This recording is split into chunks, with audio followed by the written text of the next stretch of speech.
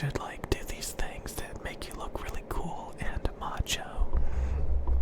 Or you should do these things that a lot of times help that man that's giving you the advice. You know, but that's a big thing. You know, men sit around with other men and like criticize each other and like tell you like how you should like dress and look and do all this crap. You know, you should work out, man. You should work out, and then you know it ends up being just like nothing but like gay men. They're like attracting nothing but gay men to themselves. And then like seeking out relationships superficially versus letting things find you and putting yourself out there and letting things happen naturally. So yeah, honestly my body count is pretty freaking high. Of like when I was trying to date a long time ago. And I can't believe I used the term body count, but like anyway.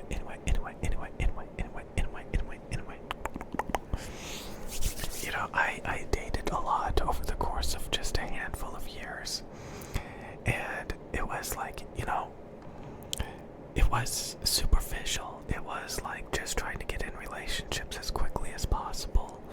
And, you know, not actually knowing the person, not really knowing if we got along. And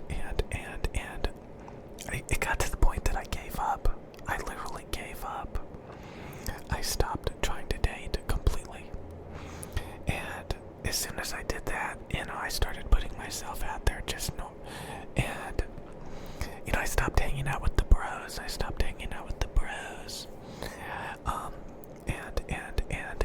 And it's called the homosexuals.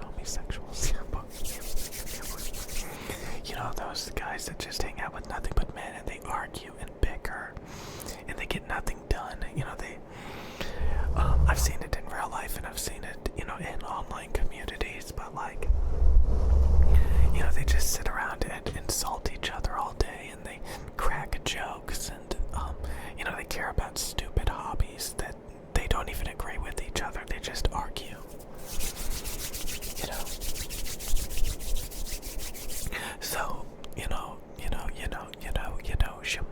Shimon, there's a big thing about that where like, you know,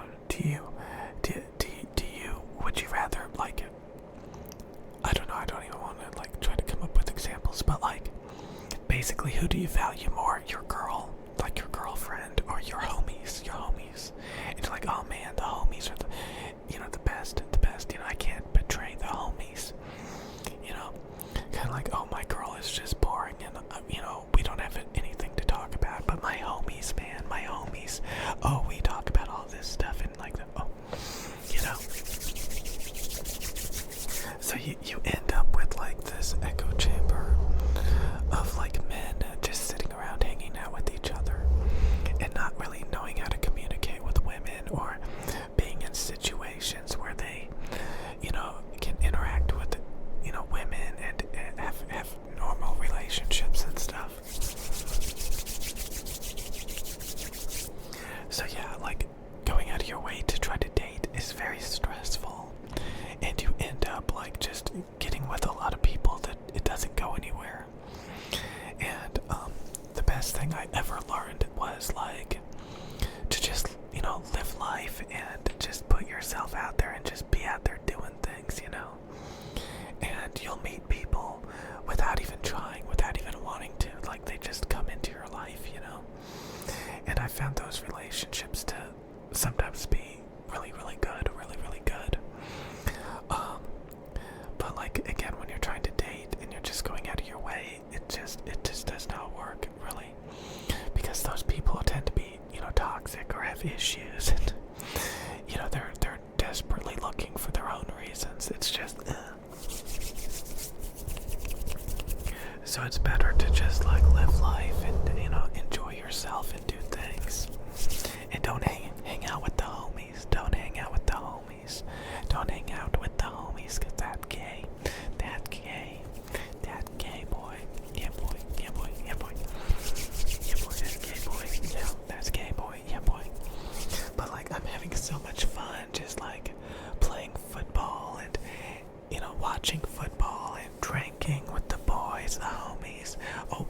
doing all, whatever.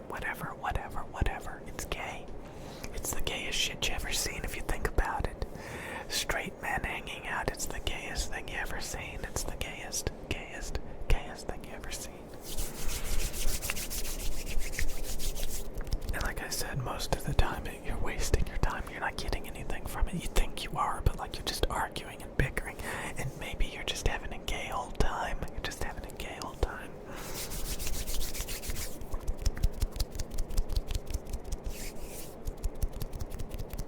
It kind of reminds me of those conservative people that would rather watch Fox News.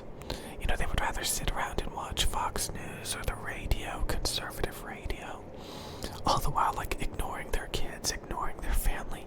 And they're supposed to be these conservative family men, and they don't give a shit. They just like to LARP and like listen to Fox News and conservative crap all day. And they don't even care. They don't actually care. And then they get used. They basically get used by grifters, And they're like, yeah, I'm with the grifters, my dudes. Fox News and, all these radio talk shows. And yeah, you sold your soul to the grifters. And then you just don't even give a shit about the, people in your life. It's kind of like that when you hang out with the homies. Like, it's the same thing.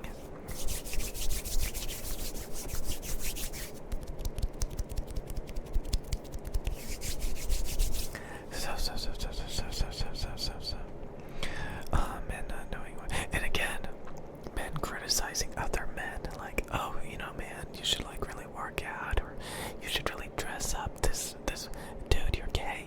You're gay.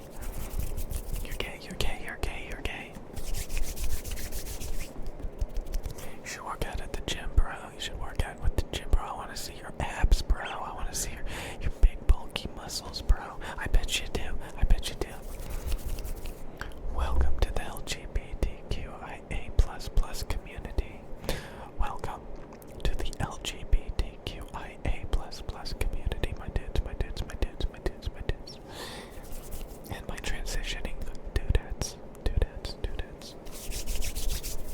I kind of also wanted to talk about, I found INTP people to be pretty interesting.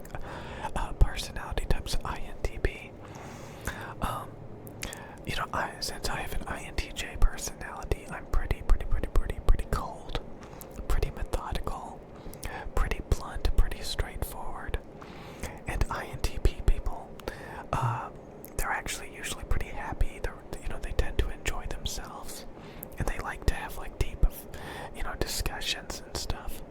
But it's a little bit different. They like to branch out in their discussions.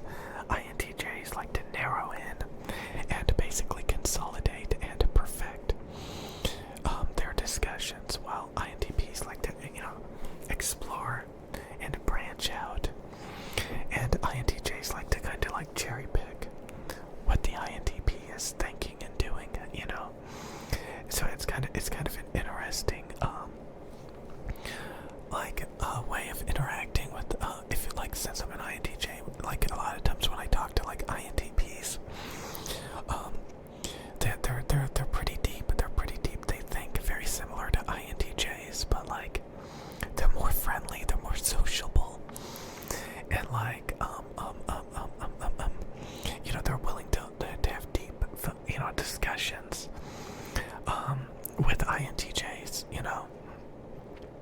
But INTPs have like this huge database of information that you can kind of cherry pick and like, talk, and it's pretty cool. And because again, like INTJs will like flip through a book just to find one answer. INTPs will like read the entire book and try to absorb all the little details. They find all the little details more interesting than the end game. It's kind of like summing up a movie. Like, what is this movie about? What happens at the end? Okay, I'm done. Versus somebody who wants to watch the entire movie and, they enjoy the little details. INTJ people don't do that. They just hone in on like a very particular, thing. to get the job done, to get to the end, to beat the game, yeah, boy. So I find like talking to like INTP people to be pretty fun. I've just noticed that I can talk for hours and hours and hours with INTPs and kind of like pick their brain, and and they tend to listen back really well and have the capability of like wanting to learn what the INTJ is talking about, and it's pretty cool. Because again, like INTJs will kind of stick to the same subject and be really good at it, and INTPs will kind of start branching out and the areas around it as well. And it kind of helps the INTJ kind of like maybe look at things that they haven't looked at before, and every now and then they may like learn something from it. I don't know, I find it pretty interesting. Because again, INTPs tend to be pretty friendly and happy and sociable and enjoy themselves, and INTJs tend to be more serious and methodical and narrow and aggressive. And INTPs are more like playfully aggressive. It's kind of funny, and kind of more of like an open-minded jokester. I don't know. Anyway, else you guys like I don't even know what I'm talking about.